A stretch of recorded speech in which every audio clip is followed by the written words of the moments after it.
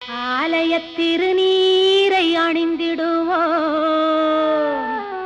அந்த ஆயிரங்கரத்தாளை பணிந்திடுவோம்.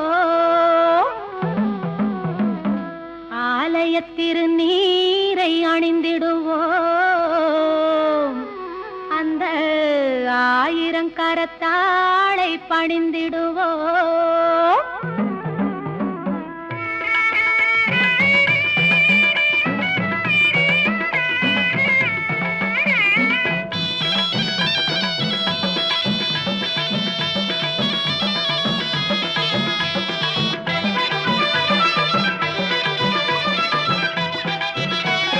மஞ்சனத்தை பூசி வரும்